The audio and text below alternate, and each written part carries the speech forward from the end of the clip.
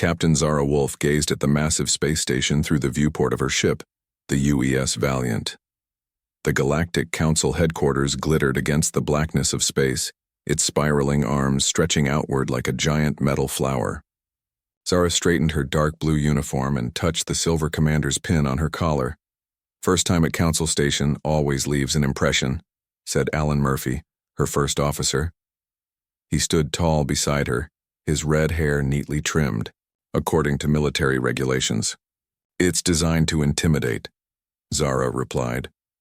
Her gray eyes reflected the station's lights as they grew closer. To remind newcomers like humans that we're just the latest species to join their club. The Valiant approached the docking bay, its engines humming quietly. Though modest in size compared to the Council's massive warships, the Valiant represented the best of human engineering. Its sleek design balanced diplomatic needs with defensive capabilities, exactly what Earth's unified government wanted for their interactions with the older species of the galaxy.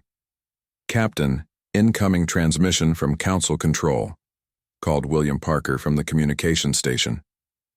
His fingers danced across the console as he adjusted frequencies. "Put it through, Parker." The view screen flickered, revealing a blue-skinned alien with 4 eyes arranged in a diamond pattern. "UES Valiant, this is Council Control. Proceed to Docking Arm 7. Ambassador Zell Thoran will meet you upon arrival."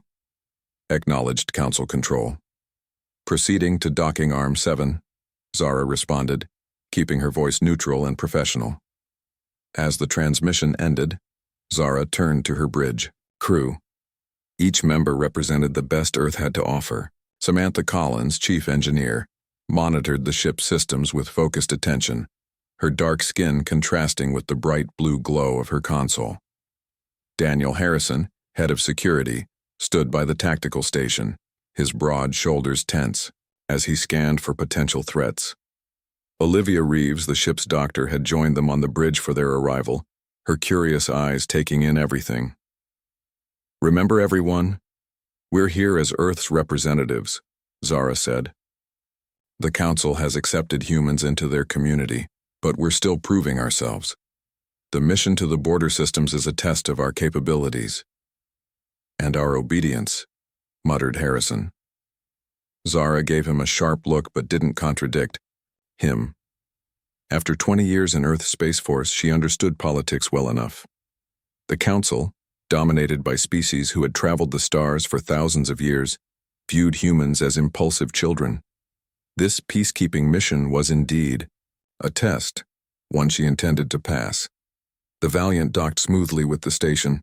Mechanical clamps secured the ship as pressurized walkways extended to the airlock. "Murphy, Harrison with me," Zara ordered. "Collins, you have the bridge." "Aye, Captain," Samantha replied, moving to the command chair. Zara led her officers through the ship's corridors. Crew members stepped aside respectfully as they passed. The loyalty of her people meant everything to Zara. She had earned it through fair treatment and shared dangers over countless missions. At the airlock, they were met by a delegation of 3 aliens. In the center stood Ambassador Zell Thoran, a reptilian being with emerald scales and vertical pupils. Despite the translator device on his chest, his smile looked unnatural on his predatory face. "Captain Wolfe, welcome to Council Station," he said, extending a clawed hand in the human greeting style. Zara shook it firmly. "Thank you, Ambassador. We're honored to be here." "I trust your journey was uneventful?" The ambassador's tail swayed slowly behind him as he led them through the station's wide corridors. "Quite peaceful," Zara confirmed, "though we're eager to receive the full briefing on the situation between the Vrax and the Luminari." Zell Thoran's scales shifted color slightly. "All in good time, Captain. The Council has prepared quarters for you and your senior officers. Tomorrow, you'll receive your official instructions." The ambassador guided them through a series of security checkpoints. Each time, Council guards, members of various species but all wearing the same silver uniforms, scanned them thoroughly. "Quite the security," commented Murphy quietly. "The Council values safety above all," replied Zell Thoran. his hearing obviously better than they had expected, especially with delegations from over 50 species present. They arrived at a large meeting room with a window overlooking the central hub of the station. Representatives from various species gathered in clusters, their different body shapes and colors creating a living mosaic. The council will convene in one standard rotation, Zelthorin explained. Until then, please enjoy our hospitality. After the ambassador left, Harrison immediately checked the room for surveillance devices. Finding none he could detect, he nodded to Zara. They're testing us, Murphy said, looking out at the alien representatives. Of course they are, Zara replied. Humans have only been part of galactic society for 15 years. We're newcomers compared to species that have been spacefaring for millennia. I don't like how they're handling this border dispute, Harrison said. The reports we've received are incomplete. We don't know enough about either the Vrax or the Luminari to effectively mediate. That's why we're here now, Zara reminded him, to get the full briefing. Later that evening, after a formal dinner with various ambassadors, Zara returned to the Valiant for ship's night. She preferred sleeping aboard her own vessel rather than in the provided council quarters. As she reviewed mission parameters in her cabin, her communication panel chimed. Captain, it's Parker. I've picked up something strange. I'll be right.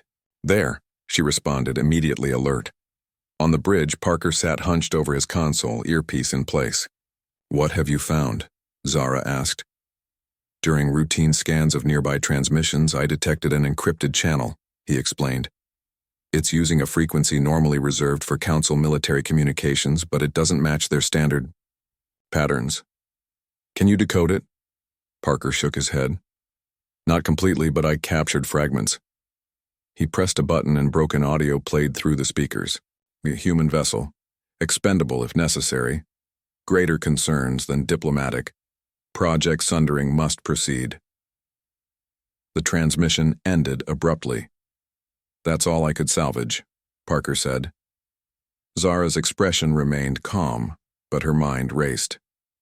Analysis, the voice pattern matches Zelthorin, Parker replied. But I can't be certain with such a fragmented sample. Keep monitoring. Don't include this in any official reports yet, Zara ordered. And Parker, be discreet. Yes, Captain.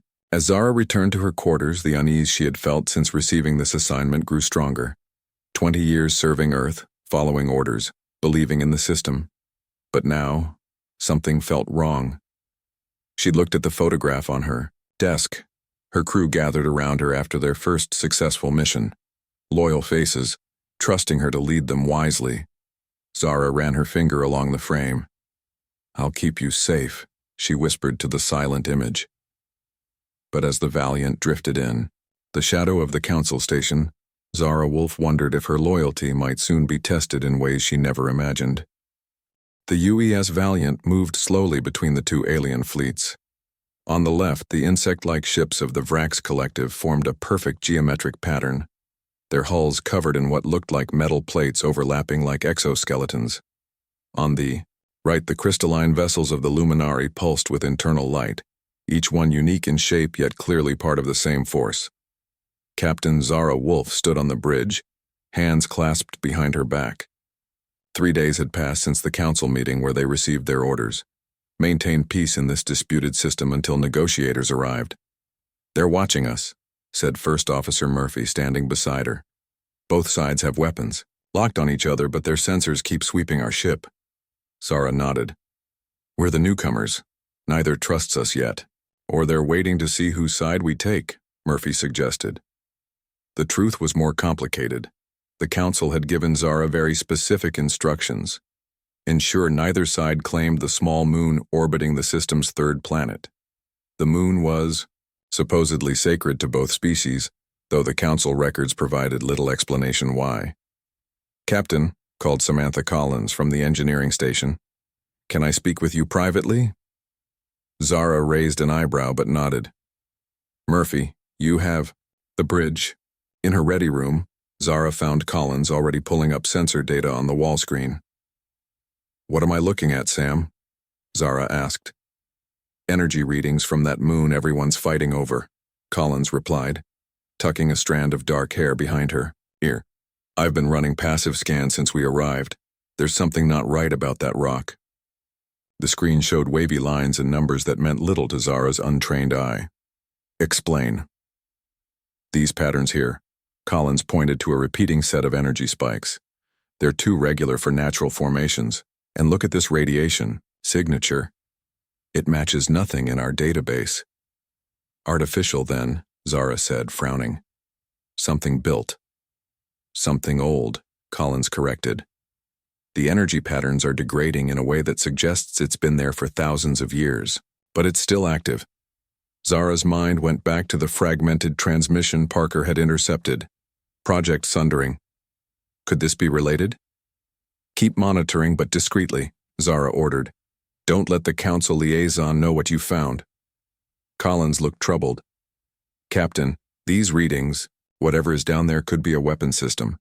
If both the Vrax and Luminari know that, then this isn't just about a sacred site, Zara finished. It's about who controls whatever is buried there. Later that night, Zara sat in her quarters, reviewing both Council directives and the information Collins had gathered. Nothing aligned.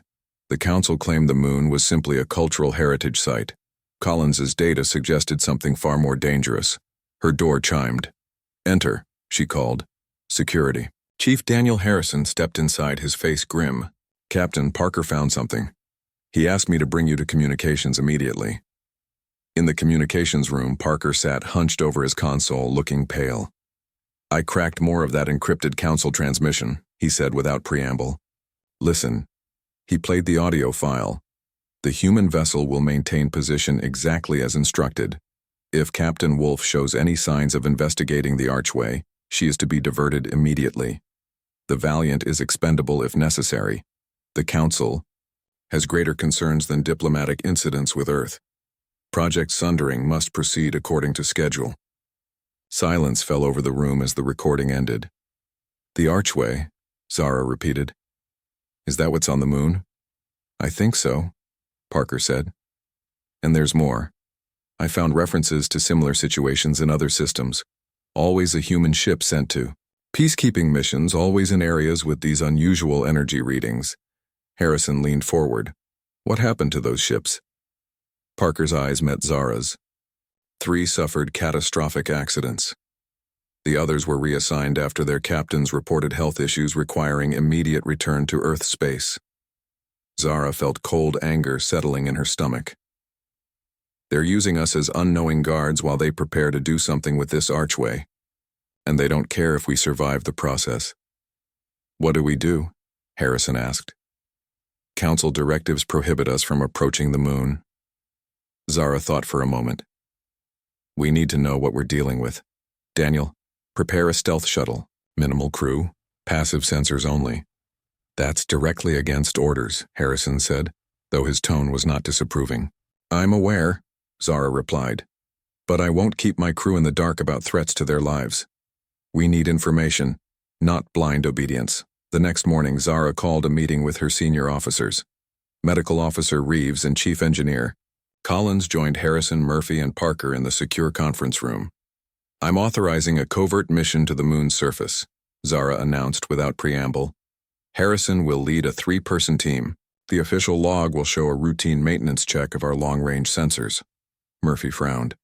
Captain, if the Council discovers this, they'll have to explain why they lied about what's on that moon. Zara interrupted.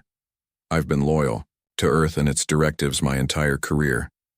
But something isn't right here, and I won't risk this crew without understanding why. Dr. Reeves spoke up. I should go. If there are biological or medical issues, you'll need immediate analysis. Harrison nodded. Agreed, and I'll need one of Collins's engineers. Take Kyle Bell, Collins suggested. He's the best with scanning equipment. 2 hours later, the shuttle departed the Valiant under the guise of sensor calibration. Zara watched from the bridge as the small craft moved away, maintaining communication silence as agreed. Ambassador Zeltheron's face appeared on the main view screen without warning. Captain Wolfe, the Council has detected unusual movement from your vessel. Zara kept her expression neutral. Routine maintenance, Ambassador. Our long-range sensors needed recalibration after exposure to radiation from the Luminari ships. The reptilian eyes narrowed. The Council did not authorize any deployments. With respect, Ambassador, I don't need Council authorization to maintain my own ship. Zara's voice remained even, but her stance stiffened. Very well, Zeltharan said after a pause. But remember your orders, Captain. The moon is off limits. After the transmission ended, Murphy moved closer to Zara. He suspects something. Let him suspect, Zara replied. Our first duty is to our crew, not Council secrets. 4 hours later, Harrison's team returned. The security chief's face was grim as he entered the bridge, a cut visible on his forehead. Captain, he said, his voice low. We found the archway, and we were attacked by automated defenses bearing Council security markings. Zara felt the final threads of her trust in the Council system snapping. Tell me everything. Security Chief Harrison sat in the ship's medical bay as Dr. Olivia Reeves treated the cut on his forehead. Captain Zara Wolfe and her senior officers gathered around him, faces tense as they waited for his report. The moon's surface looks normal. At first, Harrison began. Dusty, barren like most moons. But about 10 kilometers from our landing site, we found an entrance built into the rock face. It was massive, at least 50 meters high, and made of a metal I've never seen before. What did the sensors pick up? Asked Collins. Energy readings off the charts, Harrison replied. The entrance led to a tunnel, and at the end was what I can only describe as a giant archway. It stood in an enormous chamber, completely intact, despite what must be thousands of years of age. He pulled out a small device and projected a hologram above it. The image showed a towering arch made of black material that seemed to absorb light around it. Strange symbols covered its surface. The archway isn't just sitting there, Harrison continued. It's doing something. Periodically it pulses with energy, and the space inside it ripples. A portal? Murphy suggested. Maybe. We weren't able to get close enough to confirm. That's when the defense systems activated. Harrison pointed to his injury. Automated drones appeared from hidden compartments. They fired some kind of energy weapon. Kyle was hit in the leg before we retreated. Dr. Reeves looked up from treating Harrison. The wound isn't just physical. I found traces of a synthetic toxin in both Harrison's and Kyle's bloodstreams. I've never seen anything like it, but the molecular structure suggests Council origin. Zara's jaw tightened. You're certain the defense systems had Council markings? Harrison nodded. Without question. Not old markings either. Current Council Security Division emblems. They know exactly what's down there, and they're protecting. Frozen while using us as a shield between the Vrax and Luminari, Parker added. Zara turned to Collins. Based on the energy readings you detected and what Harrison saw, what are we dealing with? The engineer frowned.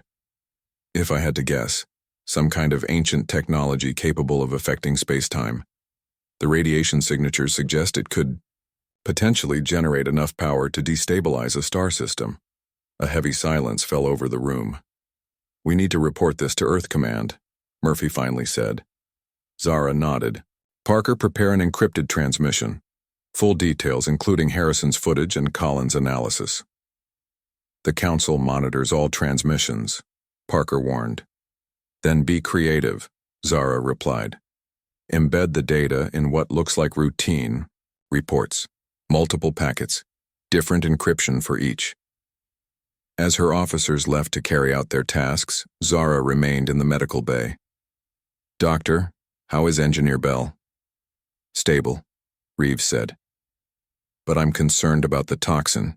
It seems designed to spread slowly through the system, causing increasing disorientation.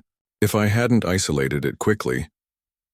They weren't just trying to drive them away, Zara realized. They wanted to make them look unstable if they reported what they saw. Like those other captains who developed sudden health issues, Reeves agreed. That night, Zara couldn't sleep. 20 years of service following Earth's directives, believing in the system of galactic cooperation. Now she discovered it was built on lies. The Council used human ships as pawns, placing them in danger without their knowledge. Her personal console chimed. A message from Earth Command had arrived. The orders were clear. The UES Valiant was to stand down immediately and return to Earth, space. No explanations. No acknowledgement of the information they had sent. Just an order to abandon their position and return. Zara checked the authentication codes. They matched official Earth Command protocols, but something felt wrong. She called Murphy to her quarters. These orders came through too quickly, she told her first officer after showing him the message. Even with priority channels, Earth Command would need time to analyze our information and consult with leadership. Murphy studied the transmission. The authentication matches current protocols, but the encryption pattern is unusual. He pointed to a sequence of code. This suggests it was routed through Council communications before reaching us. The Council intercepted our message and sent falsified orders, Zara concluded. What do we do, Captain? Before Zara could answer, the ship's alert system blared. Multiple ships approaching, came Parker's voice over the comm. Council vessels. Weapons active. Zara and Murphy rushed to the bridge. The main screen showed 5 Council enforcement vessels surrounding the Valiant. They've positioned themselves to block our escape routes, Harrison reported from Tactical. No communications, no warnings. Shields up, Zara ordered. Defensive posture only. The view screen flickered as a transmission came through. Ambassador Zell Thorin appeared, his reptilian features unreadable. Captain Wolfe, by authority of the Galactic Council Security Division, your vessel has been declared compromised by extremist ideology. Your unauthorized investigation of restricted sites and transmission of classified information constitutes a serious breach of Council law. Ambassador, we discovered weapon systems on that moon, Zara began. You discovered nothing, Zell Thorin cut her off. Your crew will surrender for rehabilitation. Your ship will be impounded. The Council regrets this unfortunate development, but Earth will understand the necessity. Zara straightened her back. My crew followed my orders, Ambassador. Any responsibility is mine alone. Allow them safe passage back to Earth space, and I will surrender myself. The Ambassador's scales shifted color slightly. That is not possible, Captain. The knowledge your crew possesses is too dangerous. The Council has determined that complete containment is necessary. The transmission ended abruptly. They're powering weapons, Harrison called out. Evasive maneuvers, Zara ordered. Parker, broadcast an emergency message to both the Vrax and Luminari fleets. Tell them Council forces are attempting to destroy a diplomatic vessel. Before Parker could act, the first shots hit the Valiant. The ship shuddered violently. Direct hit to our port engine, Collins reported, her hands flying over her console. They're not trying to disable us, these are kill shots. Another blast rocked the ship, sending sparks flying from multiple stations. A support beam collapsed, narrowly missing Murphy. Shields at 40%. Harrison shouted over the noise of damage alarms. Return fire, Zara commanded. Target, their weapons systems only. The Valiant's defenses were no match for 5 Council warships. Within minutes, the bridge was filled with smoke, emergency lighting casting red shadows across the faces of the crew. Hull breach on decks 4 through 7. Collins reported, blood running from a cut on her cheek. Emergency bulkheads engaged, but we can't take much more. Zara looked around at her loyal crew fighting to save their ship. They had trusted her, followed her orders, and now the Council was killing them for it. Abandon ship, she ordered, her voice clear despite the chaos. All personnel to escape pods now. As the crew moved to evacuate, Zara activated the ship-wide communication system one last time. This is Captain Wolfe. I have been loyal to Earth and the principles of peace for 20 years. Today I learned that loyalty must be earned, not blindly given. The Council has betrayed those principles. Save yourselves. That's an order. As the bridge crew hurried to the escape pods, Zara looked back at her captain's chair. The ship that had been her home for 5 years was dying around her. The Council had killed her crew simply for discovering the truth. And Zara Wolfe's loyalty died with them. Zara Wolfe drifted in and out of consciousness inside the escape pod. Pain throbbed in her left arm where a falling support beam had struck her during the evacuation. The small view screen showed only stars and distant debris. All that remained of the UES Valiant. A weak groan from behind made her turn. Communications specialist William Parker lay strapped to the emergency medical cot, his face pale and sweaty. Shrapnel had pierced his side during their escape. The pod's basic medical system kept him stable, but the readout showed his condition worsening. "Captain," Parker whispered, his eyes fluttering open. "Did anyone else?" "I saw at least 3. Other pods launch," Zara said, moving to check his bandages. "Murphy was organizing the evacuation of the lower decks. Collins stayed in engineering to give us more time." The memory of her chief engineer's last transmission cut through Zara like a knife.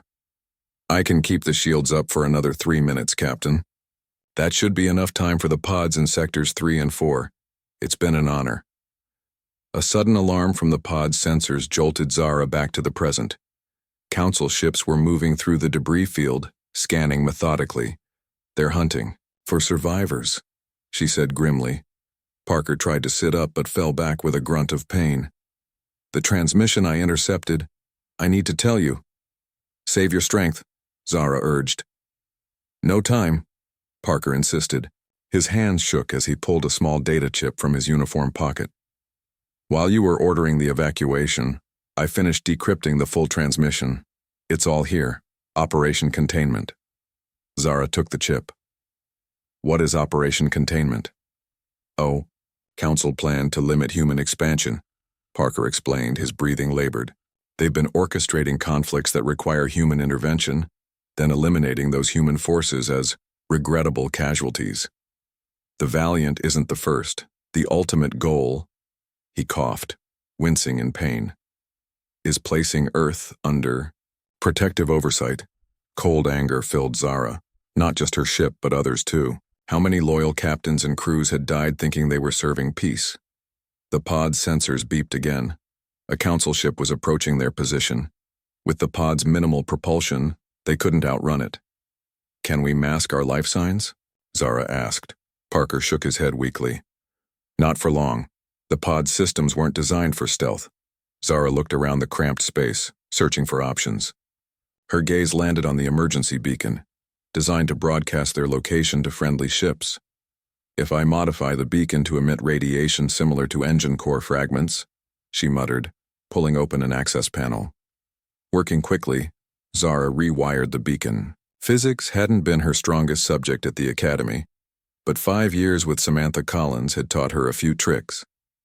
When she finished, the pod began emitting a signature nearly identical to leaking reactor components. The council ship passed by without stopping. They were looking for survivors, not investigating every piece of debris. Over the next few hours, Zara watched helplessly as Parker's condition deteriorated. The pod's medical supplies weren't enough to save him. "Captain," he said during a moment of clarity, "promise me. Earth will know the truth." "They will," Zara vowed, holding his hand. "I swear it." Parker died as the pod drifted past the outer boundary of the debris field. Zara covered his body with her uniform jacket and allowed herself one moment of grief before turning back to their survival. The pod system showed life support would last another 4 days. Food and water for slightly longer, but without propulsion to reach a habitable planet or a way to signal for help without alerting the Council, those supplies meant little. On the second day, Zara spotted a small ship moving through the system. Not Council design, something bulkier, built for utility rather than warfare. A mining vessel or cargo hauler. Zara hesitated. Signaling meant revealing her position, potentially to Council allies. Not signaling meant certain death. She activated the emergency beacon on its lowest power setting, enough to reach the ship if it came closer, but not strong enough to alert Council vessels farther away. Hours passed with no response. Zara had almost given up hope when the pod shuddered. Something had locked onto it, a tractor beam. Through the view screen, she saw the mining vessel pulling them in. Zara readied herself for whatever awaited. She checked that Parker's data chip was secure in her pocket and positioned herself by the airlock, prepared to fight if necessary. The pod docked with a metallic clunk. Artificial gravity returned, making Zara stumble slightly after days in 0G. The airlock cycled open. A human woman stood there, perhaps 40 years old, with short gray-streaked hair and the weathered face of someone who spent more time in space than planetside. She wore a battered flight suit with patches from half a dozen mining operations. "Well," the woman said, eyeing Zara's uniform and the body behind her. "Earth Navy in my cargo bay. That's a complication I didn't need today." "The Council destroyed my ship," Zara said simply. Something flickered in the woman's eyes. Recognition, perhaps even sympathy. "Wouldn't be the first time. Name's Nicole." "Right. This is my ship, the Prospector. Captain Zara Wolfe, UES Valiant, or what's left of it." Nicole gestured to Parker's body. "Your friend?" "My communications officer. He died of injuries sustained during our escape." Nicole nodded, her expression softening slightly.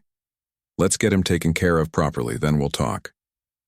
After Parker's body was moved to a cold storage unit and Zara had cleaned up in the ship's small washroom, Nicole led her to the galley. She placed a steaming mug of something that resembled coffee in front of Zara. "So, Captain," Nicole said, taking a seat across from her, "what did you do to get on the Council's bad side?" Zara took a sip from the mug, the bitter liquid warming her. "We discovered something they wanted kept hidden. A weapon system of some kind on a moon they claimed was just a cultural heritage site." "The Archway," Nicole said, surprising Zara. "You're not the first to stumble across one of those. You know about it?" Nicole's laugh was without humor. "Let's say those of us who operate outside Earth government control hear things.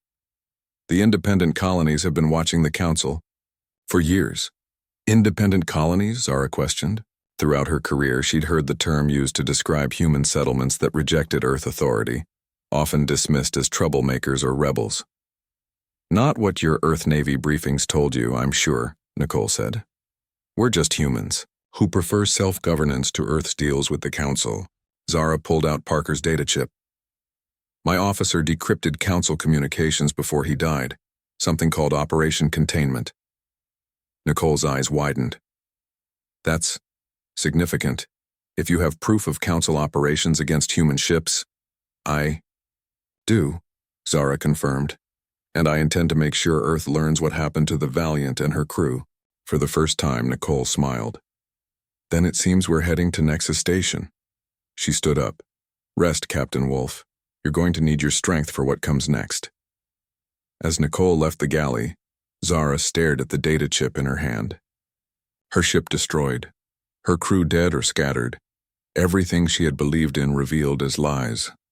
The path ahead was unclear, but one thing was certain. Captain Zara Wolfe was no longer loyal to a system that sacrificed good people to maintain its secrets. Her new loyalty would be to the truth, and to ensuring the Council paid for what they had done. Nexus Station hung in space like a giant metal wheel, rotating slowly to create gravity. Unlike the elegant spirals of Council architecture, Nexus was built for function, a massive trading hub where humans and non-Council species conducted business, away from official oversight. 6 months had passed since the destruction of the UES Valiant. 6 months of planning, gathering allies, and preparing for this moment. Zara Wolfe stood before a wall of screens in the station's central command room. Her dark hair was longer now, and a new scar marked her left cheek, where a piece of the escape pod had cut her during their rough docking with Nicole's ship. She no longer wore an Earth Navy uniform, instead dressed in practical black clothing with no insignia. "The Council delegation has landed on Earth," reported Frank Lewis, a former Earth Navy commander who now led security for the independent colonies. His weathered face showed little emotion, but his eyes burned with the same intensity as Zara's. "Our informants confirmed their meeting with Earth's governing council in 1 hour." "And our people?" Zara asked. "In position," Frank confirmed. "Admiral Bennett's fleet is hiding behind Earth's moon waiting for your signal. Lewis's converted mining ships are stationed near the jump points. The Luminary and Vrax representatives arrived 10 minutes ago." Zara nodded. After months of careful diplomacy, she had convinced representatives from both species to hear her evidence. When they learned how the Council had manipulated their conflict to hide the truth about the Archway, both had agreed to support her plan. Nicole entered the room, followed by a thin man with wire-rimmed glasses, Ben Foster, the communications expert who had helped them decrypt and analyze the full extent of Operation Containment from Parker's data chip. "The broadcast systems are ready," Ben reported. "Once you give the word, we can override every communication channel in Earth space and beyond." Zara checked the time. "The Council will be making their proposal now. According to our intelligence, they'll offer Earth protective oversight following the series of tragic human casualties in contested regions." "Casualties they caused," Nicole said bitterly. "Yes," Zara agreed. "And now they'll use those deaths to justify taking control of Earth, just as they've done with other species who discovered too much." On the main screen, they could see the Council ships positioning themselves above Earth's major cities, a show of power disguised as diplomatic protocol. "It's time," Zara said. She picked up a communication device and pressed it to her ear. "Admiral Bennett, are you in position?" "Ready and waiting, Captain Wolfe," came the reply. Lisa Bennett had been Zara's mentor at the Academy. When Zara had finally managed to get a secure message to her, the Admiral had been cautious but willing to listen. The evidence from Parker's data chip had convinced her. "Commence Operation Truth," Zara ordered. Across Earth space, events unfolded with precision. Admiral Bennett's loyalist fleet emerged from hiding positions behind Earth's moon. Franks converted. Mining ships jumped into the system at strategic points. Vessels from the Luminari, Vrax, and 3 other non-Council species appeared, surrounding the Council fleet. In the Council meeting room on Earth, confusion erupted as communication systems suddenly switched to an emergency broadcast. Zara's face appeared on screens across Earth space. "People of Earth, my name is Captain Zara Wolfe of the UES Valiant. 6 months ago, my ship and crew were destroyed by Council forces after we discovered a weapon of immense power they had hidden in a disputed system. We were not the first. For years, the Council has been manipulating conflicts, sacrificing human ships and crews as part of a plan called Operation Containment." Images appeared beside her. Evidence recovered from Parker's chip, testimony from survivors of other accidents, sensor readings of the archway. Today, as Council representatives, offer Earth protection. Their ships move into position above your cities. This is not diplomacy. This is the final phase of their plan to control Earth as they have controlled other species who discovered too much. Meanwhile, a small team led by Frank Lewis boarded the Council's command ship. With access codes provided by their Luminari allies, they moved swiftly through the corridors until they reached the main data center. Back on Nexus Station, Zara continued her broadcast. "For 20 years I served Earth with loyalty and honor. I believed in the principles of peace and cooperation that the Council claimed to uphold. But true loyalty isn't blind obedience. It's standing for what's right, even when those in power tell you to look away." Frank's team reached the command ship's broadcast center. They uploaded the complete Operation Containment files to every communication channel in Earth space and beyond. On Earth, the Council delegation's protestations fell silent as their own. Classified documents appeared on screens throughout the meeting hall. The Earth representatives' faces showed shock, then anger, as they read the Council's true plans for humanity. "The Council fleet is standing down," Nicole reported, reading. "Incoming transmissions. Earth Defense Forces are taking control of the situation." On the screen, they could see Council ships now surrounded and outgunned, powering down their weapon systems. 3 days later, Zara stood in a new meeting hall on Earth. Representatives from 20 species, both Council and non-Council worlds, had gathered to form a new alliance based on true cooperation rather than control. Admiral Bennett approached her after the session ended. "The new coalition wants you to testify about what happened to the Valiant." Zara nodded. "I'll tell them everything, for my crew and for all the others who died because they asked the wrong questions." "And after that?" Bennett asked. "Earth. Command would welcome you back. With a promotion, of course." Zara smiled but shook her head. "My days of following orders without question are over, Admiral." "Then what will you do?" "There are more archways out there," Zara said. "And more secrets. The Council buried. Someone needs to find them before they're used as weapons again." 1 week later, Zara stood on the bridge of a new ship, smaller than the Valiant but faster and equipped with advanced stealth technology. The UES Valiant II, commissioned specifically for exploration and truth-finding missions. Her new crew was an unusual mix. Former Earth Navy officers who had served under Admiral Bennett, independent colony volunteers from Nicole's networks, and even a luminary scientist interested in studying the archways. Before their departure, Zara addressed them all. Each of you has chosen to be here. You know the risks. We'll be exploring places powerful people want kept hidden, but every secret we uncover helps ensure no one can use them against innocent people again.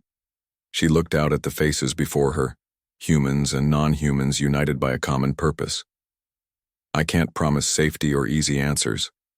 All I can promise is that we'll seek the truth no matter where it leads, that we'll stand together against those who would sacrifice lives for power, and that loyalty to each other and to justice will guide every decision I make as your captain. As the Valiant II prepared to depart Earth orbit, Zara held a small ceremony on the observation deck. A memorial case contained items from the original Valiant, a piece of the bridge console, engineering tools that had belonged to Samantha Collins, a medical scanner from Dr. Reeves, and at the center, the communication device William Parker had used to intercept the Council's transmission. Zara placed her captain's insignia among them. "For those who died seeking the truth," she said softly, "your sacrifice will not be forgotten." The Valiant II's engines hummed to life. As Earth grew smaller behind them, Zara Wolfe looked toward the stars ahead. Her days of blind loyalty were over. A new purpose guided her now, one worthy of the crew she had lost and the trust of those who now followed her.